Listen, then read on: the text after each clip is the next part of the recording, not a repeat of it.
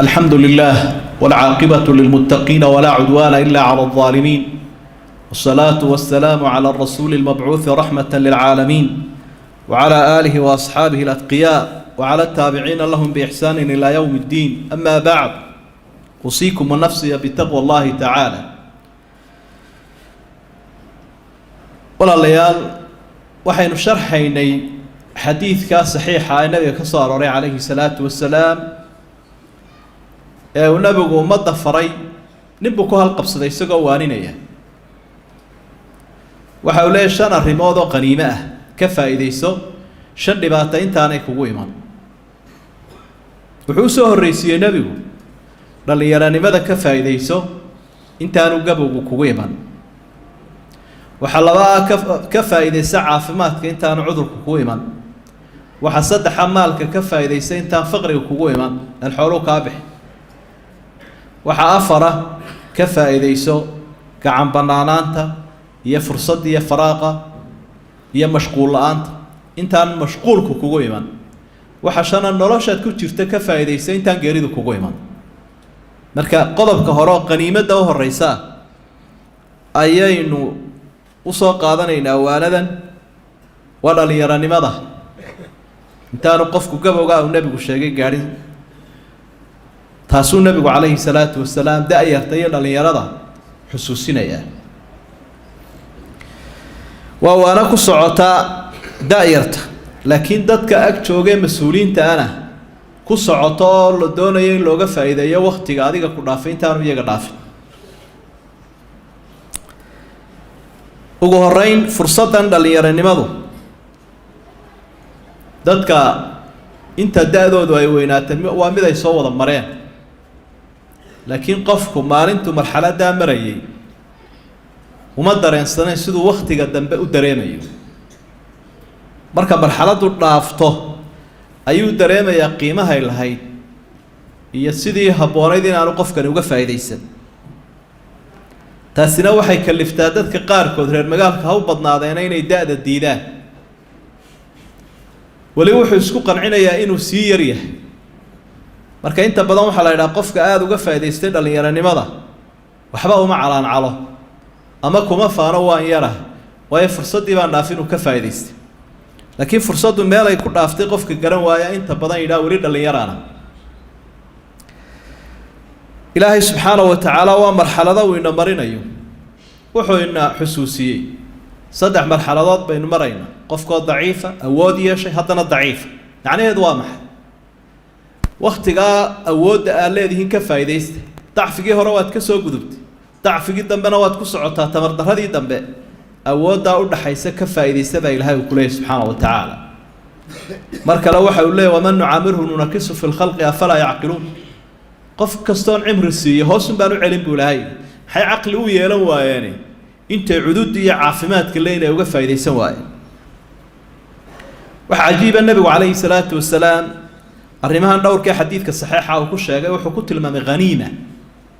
haniimadu waa wax la helay oo la yaab badan oo cajiiba. xoolo cadowgaasi uu gacanta ku hayay oo aan la hawaysanaynin oo lasoo helo laga soo maroojiyo dadku qaybsanayaan oo yaab badan. ونوعاas oo kale هذه الأشياء الخمسة arrimaha 5 tahay qaniimada aad u weyn weeye qofku ilaahay garansiiyo. nabiguna sallallahu alayhi wasallam xadiid saxiixa wuxuu inoogu sheegay maalinta qiyaamaha nicmooyinka la isweydiinayo kuwa u soo horeeya 4 baa ka mid ah. qofka cilmigiisii iyo xoolihiisii iyo cimrigiisii iyo dhalinyaranimadiisii. 4taasaa xisaabta ugu soo horeeya maba dhaqaaqaya ilaa 4taa uu ka jawaabo. marka 4tii su-aalood 2 cimriga ah. midna waa cimrigii guud ahaan, midna waa xulkii iyo dhuuxii iyo miidii cumriga oo shabaabka iyo dhalinyaranimada ah. waxa haddaba qaniimo ay noqonayaa waqtigaas marka looga faa'iidaysto cibaadada ilaahay. cibaadada ilaahayna way noocyo badan. cibaadadu waa wax kasta oo nolosha ajri aad ka helayso, xataa dalkaaga iyo dadkaaga aad u shaqaynaysaba ha ahaato. diinoo qura maaha, laakiin dunyada aad ka shaqaynaysa caam iyo khaasba haddaad cibaado u niyooto ilaahay ajri buu kuu qoraya. marka cibaadadu waa wax caam ah. qofkii shabaabka ah ee dhalinyaranimada ku jiray marka uu cibaadada uga faa'iideysto cimrigiisa qaaliga ah markaasuu ka qaniimaystay oo u aayi doona waa ka ku bushaareynay nabigu calayhi salaatu wasalaam 7 maalinta qiyaamaha ilaahay u hadhaynayo waxa ka mid oo ka labaada وشاب نشأ في عبادة الله قف dhalinyaro oo ku barbaaray ilaahay cibaadadiisa ilaahay buu caabudaya oo heelaya waxa uu aaya dhalinyaronimadiisa markuu weynaado qofka xubnihiisa xaaraanta iyo xumaanta ka ilaaliyo imaamkii la oranaya Abu Tayyib at-Tabari Shafi'i al-Jalil imaamka macruufka ah waxay israaceen ardaydiisa waxay fuuleen dooni markii ay ka degayeen xeebta ayaa isagu ka booday doonidii waa 8 jir dhalinyarada way wada eegeen oo way la yaabeen oo waxay yiraahdeen ma adigoo cimrigan aad ficilka samaysay kelmad xigmad oo dhaxalgal ayuu ka tago wuxuu yiri هذه الأعضاء حفظناها صغارا فحفظها الله كبارا حبناها وحن حمانية حران كإلالين مركان ويريرين ما أنتم وين هين إلهي بأنه إلهي marka qofka had iyo jeer dhalinyaronimadiisa ku ciyaareen ka faa'iideysan cimrigiisu uu soo gaabtaa oo waqtiga uu qaadan lahaa 10 sano balwad kaga lumo oo caafimaad darro iyo cudurro iyo inkaara kala ku dhaca waxa mudan si daayarteenu ay uga faa'iideystaan cimriga inay iyaguna u jeedsadaan inaguna aynu u jeedino tusaalihii wanaagsanaa ee ku dayan lahaayeen oo dadku had iyo jeer kama maarmaan waliba markay daayar yihiin cid ay ku daydaan tusaalana waxa ugu wanaagsan dadka lagu xiro in ku dayano dadku ilaahay taskiyay subhanahu wa ta'ala ee uu tacdiiliyay ilaahay baa amaanay ilaahay baa jeclaaday ilaahay baa indheheena u jeediyay quraankiisa ku sheegay waa asxaaba ridwaanullaahi calayhim asxaabtii nabi maxamed sallallahu alayhi wasallam nabiga la joogay gacmihiisa uu ku rabeeyay waxaanu leenahay daayarta meel kastay joogaanba kiina daawan lahaa dharkiisa iyo kabihiisa ama waalidka ku wareerin lahaa dhar wanaagsan iibi in hebelba wuxuu gashay dharka anigana kan iiyeen mobilka iibi kii ku wareerin lahaa taariikhdii akhriya Mus'ab ibn Umayr ayanu leenahay daayarta Mus'ab ibn Umayr wuxuu kamid ahaa dhalinyaradii reer Makka ee ugu qurux badnaa xagga muuqaalka marka la eego ee ugu dhar wanaagsanaa ugu cadar qaalisanaa buu kamid ah ilaa marka had iyo jeer meel yaro surina uu maro waxa la oran jiray udgoonkiisa markaas la oran jiray halkan Mus'ab ibn Umayr baa maray isagoo caynkaas uu islaamay kadibna wuxuu ka tagay ku dadaalaya muuqaalka arintiisi macnawiyaadka inuu dhisaabay u wareegtay dharkii iyo kabihii iyo hawshii iska dhaaf iimaankiisa iyo aqoontiisa iyo islaamnimadiisa buu ku hawlan yahay waa tii hooyadii tiri uu silanaado oo wareeraya xidhay ee xabsi gelisay ee cunadii u diiday ee markii dambe xoolihii intuu lahaana ka qaaday sidii baa lagu yeeray waa kii u hijrooday xabashida markii labaad wuxuu ahaa ninkii ugu horeeyay ee ka hijrooday Maka ee u hijrooday Madiinada Rasuul sallallahu alayhi wasallam ee raacay dhalinyaradii heshiiska la galay Nabi Maxamed reer Madiina ay ku soo dhawow Madiina waxa safiirkii ugu horeeyay Rasuulka sallallahu alayhi wasallam aabihi wax barashada ummadda iyo dacwadda ee Madiina wuxuu nabigu Madiina tagay isagoo dad badan soo islaamiyo salaadiin ku jira marka waxaynu leenahay kaasaa tusaale idinku filanay inta dad kale ku dayanaysaan Mus'ab ibn Umayr ku dayda dhalinyaradu waxay ku dayanayaan ama inay ku daydaan way Ali ibn Abi Talib geesinimada iyo qofka naftiisa u hura dalkiisa iyo dadkiisa iyo diintiisa u hura oo aantiisu ku weynayn oo hareerihiisu eegay Ali ibn Abi Talib uu ku kalsoona Rasuulka sallallahu alayhi wasallam habeenku Nabi Maxamed ka sii hijroonayay Maka uu ka tagayay guri baa gaar laga hayay markuu baxay Ali baa la joogay macawstiisii buu saaray wuxuu calo halka ku hadho sii joog laba arimoodba amaanaynu gaalada u haynay inaga celi iyo khiyaamay inagu tuhmine iyo arinta labaad oo adiga ha ku eegtaan من كلا يلي له والله إن سفال جوبا بيبقى لها فلي وتناو كسب بودي لها معنا كلو كياني لها على واي هيبور سيدي بانو أهرمه إلى هاي كور قلي سبحانه وتعالى دائرتين بدنا كم ذا يجوا وين أيه ولي سوهايستان إن يهين تدير هكود إذا أسامة بن زيد نبي عليه الصلاة والسلام وحد هرمود وقال جاي يعلق مثل جامين يعيدا كي يوروب كدولي وهذا طبعاً كنا يسوق دادي سؤالي لبعتن قاري استديا طبعاً سجالية طبعاً ما لها سيد دادي سهاي استديا طبعاً سجالية طبعاً قف كدادي سطاي تذكر قار كود بالغ يا بين أنا وهيسن ولين والمه قان قاري وهو يديك عنك كويسة وعقب ضرورة وهذين كيل الديدية لا علمه طلب ميا لقات حقو مري هل كاسيد كيرنا قار مري أبو بكر باعلك كتشرا ووحى كتشرا علي بن أبي طالب عمر بن الخطاب وحعلك كترس الخلفاء الراشدون هذا أنا نكاسه قامين يا ابو النبي عليه الصلاة والسلام وتصالح ومضى وقت كستي جوجان بو نبي تصالح وسمين عليه الصلاة والسلام يضع علكي وأنا وريقو قوسنا وأنا ببحين أيو النبي جيريودي صلى الله عليه وسلم أبو بكر هدي ليلي علكا وح مكبد الله سيدا والنبي وكوعي ما يبوك صعنا يا أبوي وتصالك عليه waxay tilmaamaysaa taasi qofka dhalinyarada ah isagoo yar inuu mas'uuliyadda dareemo oo aanu isu qaadanin inuu yar yahay saxaabadaasi kaanuu fursaanan fi nnahaari wa ruhbaanan fi llayl waxay ahaayeen dowladda iyo ciidanka iyo dadka iyo dalka kuwa maamulaya maalintii habeenkiina cibaado u taagan oo ilaahay raali gelinaya subxaanahu wa tacaala caaisha allah ka raali noqdo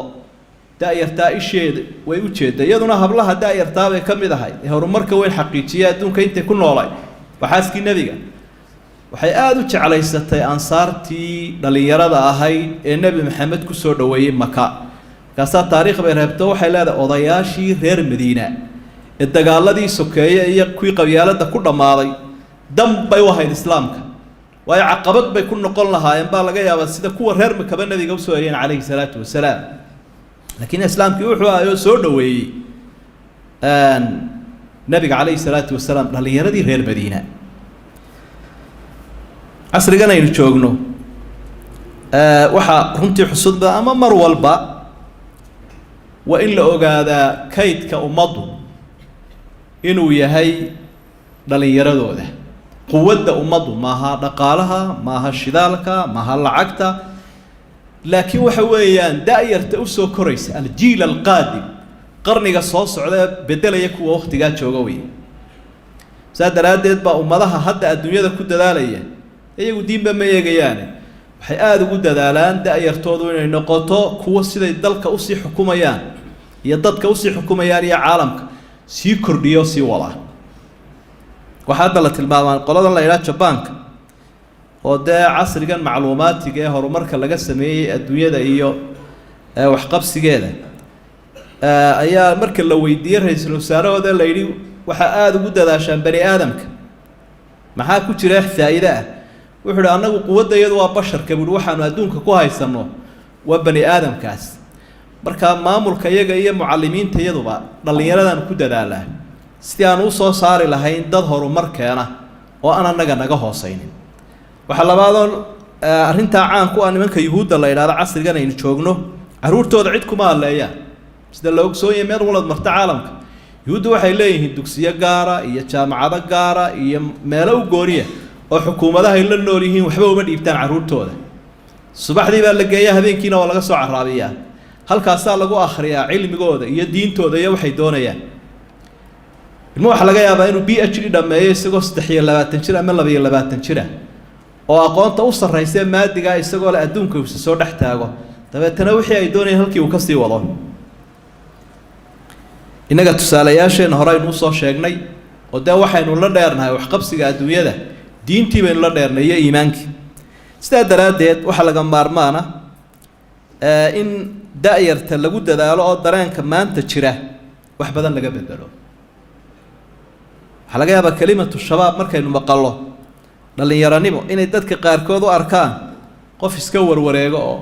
iska raaxaysto oo ciyaaraha iyo heesaha iyo kubadaha iyo halka ku wareega oo mararka qaarkood dumarkuna ragga ay soo egeysiyaan ragguna dumarka ay soo egeysiyaan oo aad kala garan weydaad tiraahdo talow kani ma nin baa mise waa ruux dumar ah nooc u silanaad u eegyahay baynamaa uu nabigu diiday calayhi salaatu wasalaam ama nacdal ku tilmaamay ragga iyo dumarka midibaka kale isu egeysiinayo qayb dhalinyarada ka mid iyo tacawad at-tabaciya wuxuu isku dayayaa inuu cid kale ku dhex milmo oo shakhsiyadiisa cid kale waa mahayo cid kale noqdo waana ta ay ka digayeen saxaabadu ridwaanullaahi calayhim cabdillaahi ibn mascuud wuxuu leeyay laa takunuu imaca nacamlayaal daba socda dad yow ha noqonina meelaha qaarkood inuu xadiid iyo waad ku arki laakiin sida saxiixa waa inuu hadalkii ibnu mascuud yahay bay leeyihin wadad yow nacamlayaal cid kasta un daba socda ha noqonina buu leeyahay asxaabi in axsana annaasu in axsanna idinka odhanaya hadday dadku wanaagsanaadaan waanu wanaagsanaan hadday xumaadaanna waanu xumaan oo ay wax dulmiyaan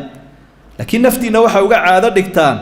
in axsana annaasu axsanna wa in asaa'uu falaa tadlimuu hadday dadku wanaagsanaadaan waanu wanaagsanaan hadday xumaadaanna annagu xumaan mayno asxaabu naarku ilaahay ka warramay qoladiisa qara gashay iyo waxyaabahay ku cadaab muteen waxaa ka mid ahaa wa kunnaa nakhuudu maca alkhaa'idiin cid kastoo xumaanta dhex galaysa annaguna waanu raacin jirnay marka daayarta waxaynu leenahay laabudda min taxdiid alhadaf wa taqwiyati alshakhsiya wa takwiiniha qofku waa inuu noqdaa qof ujeeddo leh oo meel ku socda oo yool higsanaya yoolkaasina waa inaynu ilaahay raali gelino subxaana wa tacaala adduuniya aakhiradana sacaado wanaagsan aynu helno qofku waa inuu shakhsiyadiisa dhisaa inaguna waa inaynu dhisnaa waa jiraan dadka qaarkood oo shakhsiyad mawhuuba oo ilaahay uu ka dhigay mid awood uu siiyey laakiin qofka waa la dhisaa waa lala dadaalaa isaguna waa inuu isdhisaa markay labadaasi kulmaan ee qofka la yidhaahdo adigu taada toosiyo ku dadaal la garab qabtana madax iyo raaciyad iyo waalidba waxa dhici doona qofkaasi inuu horumar u hagaago boqorkii faransiiska Napoleon la odhanayay ayaa dadka qaarkood saaxiibadii ahaaba waxay ku majeerteen ciidankiisa adag markaasaa waxay yidhaahdeen kayfa tuwallidu thiqata fi afraadi jayshi colkaaga kalsoonida sidee baad ugu abuurtaa ninkaas markaa wuxuu yihi kelmad xigmada buu yidhi oo wuxuu yihi aruddu bihalaatin calaa halaath saddex arrimood oo dadku ku dacweeyaan saddex baan kaga jawaabaa buu yihi من قال لا أقدر قلت له حاول ومن قال لا أعرف قلت له تعلم ومن قال مستحيل قلت له جرب قفك وحد رأي هذا بقول ما كره كرايو حاجة هذا بقول برات إسكوضاي حاول بل تجابي إن تكره سيئين كلا إن ذو هالسنة يسأل جاي قفك إلى هذا لا أعلم لا أعرف لا أعرف وحنا قرنا ينا وحنا إلى هذا بقول تعلم ده براء وحكاه رشوا قامت شريع قفك إلى هذا مستحيل وحديد رئيس ما بس وراء بينا waxaan ku oran jiray buu jarrib barota tijaabo gal wax badan baa markaa taa iga hirgalay inagu waxaynu islaamkeenu ina barayaa anna awzaan ar-rijaali takhtalif bihasabi quduratihim al-iimaaniyyah wa 'uluw al-himma dadka miisaankoodu kala waaweyn miisaanka jirka uma jeedna ka ruuxda iyo quwadda shakhsiga baynu jeednaa marka la eega xagga iimaankooda iyo hankooda وكلا واوين استدرات ديت بأصحاب رضوان الله عليهم سيدو النبي كتابري ويكلا يقانين دتكودا يرجودا يدلي يرادودا يقف ولا ماشي مناسب كويه أبو بكر الصديق الله كرر للنقض وحولها لصوت القعقاع ابن عمرو في الجيش خير من 1000 رجل من قال إلى هذا قعقاع ابن عمرو عدكي سوعيدا كلا دحجوجا كني ويداما كني وداما قعقاع بن عمرو قليا قاركودو waxay ku tilmaamaan inuu kamid ahaa asxaabta laakiin sida raajix ah waa inaan asxaabta kamid ahayn taabiciinta kamid ah waa hogaamiyaashii daayirtaha ciidamadii muslimiinta ee xoreeyay labadii dawladood ee u waaweynaa Faris iyo Rom waxa uu ahaa nin geesiya maskax badanna fadina ah oo xarfadiisii xeelad ducada uu ku isticmaalay aad u badan yihiin oo la arkay ficiladiisa midhaha wanaagsan ee looga aayay waqtiyada kamid ah Khalid ibn Walid ayaa gurmad u soo dirtay Abu Bakr Siddiq radiyallahu anhu kaligii buu diray ma ninkan oo quraan loo soo diray Abu Rahaab la yuhzamu jayshun fihi al-qa'qa' qa'qa' ibn Amr alu ku jira lama jabiya kaasa gurmudku Abu waana runowday waxaynu ugu dambeyntii daayarta u sheegaynaa احذروا من الصحبة السيئة iska ilaaliya dhalinyarada waxyaabaha lagu halaagsamo waxa kamid ah saaxiibka xun dhalinyaradu waqtiga waliba ay qaangaar ku soo dhow yihiin marxalatul muraahaqa la yiraahdo 13 jir ilaa 20 jir marxaladay u jecel yihiin weeyaan inay cid la saaxiibaan waxa laga yaabaa waalidka inaanu waqti la qaadanin iyo cid kale guriga joogta laakiin dhalinyarada uu xiiseeyo hadda dhalinyaro raacayso cid wax ku kordhiso wax ka dhimin ama wax ku yeelin la saaxiibto weey nabigeenuna sallallahu alayhi wasallam taasuna baraya ka horna quraanka ilaahay nagu baray subhanahu wa ta'ala rasuulku waxa uu leeyahay al mar'u ala diini khalili falyanzur ahadukum man yukhalil war qofku waxa haystaa diinta saaxiibkiisa war qof walba qofka la saaxiibaysa rag iyo dumar dhalinyaro iyo waaye saaxiibkaaga ka fiirsan buu nabigu leeyahay xulo wuxuu inoo sheegay nabigu alayhi salaatu wasalaam الجليس الصالح والجليس السوء nin lala fariisto oo wanaagsan iyo nin lala fariisto oo xun tusaalahay kala leeyin buu nabigu inoo sheegay calayhi salaatu wasalaam wuxuu sababi karaa saaxiibka xun haddii aad deyn weydo wax intuu adduunyada ku seejiyo aakhirana ku seejiyo suul khaatima sidoo nabigu inoo sheegay calayhi salaatu wasalaam ama nabiga balla kulantay waxaynu ogsoonahay adeerkii Abu Talib nabigu wuxuu la soo ag fariist inuu ashahaato oo khaatumada u saxo Abi Jahl baa seejiyo inantaadu yey guumoobin hadaad marxaladda adigoo maraya islaamta waxa la oran doonaa fulay buu ahaa halkaagii hore xajiso ilaahay ba subhanahu wa ta'ala waxa uu xusaya aakhiro qofku waxyaabaha aad uga murugoon doona waxa kamid ah saaxiibka wa yawma ya'addu adh-dhalimu ala yaday yaqulu ya laytani ittakhadhtu ma'a ar-rasuli sabila ya waylata laytani lam attakhidh fulanan khalila لقد ضلني عن الذكر بعد إذ جاءني وكان الشيطان للإنسان خذولا وآية الشرحية وحي شرحية قفك وعبانية محان نبي محمد الراعي وعلي محان هبل صاحب وقدقت وحي السيتشي طريقي حقها ساسو قفك وعبانية وركا قبل فوات الأوان انت فرصدوا ندافين سيبا داليروي فرصدي نكفى إليستا دائرتنا هلا تلمامو وقتنا هلا بحيو خير كنا هلا بالقليو اللهم احفظ شباب المسلمين وأجرهم من الفتن ما ظهر منها وما بطن واحفظهم من كل سوء يا أرحم الراحمين وأذلنا بذل عرشك يا أكرم الأكرمين ويا أرحم الراحمين اللهم لا تزغ قلوبنا بعد إذ هديتنا وهب لنا من لدنك رحمة إنك أنت الوهاب اللهم انصر الإسلام والمسلمين وانصر المستضعفين والمجاهدين في سبيلك في كل مكان يا أرحم الراحمين وآخر دعوانا أن الحمد لله رب العالمين وأقم الصلاة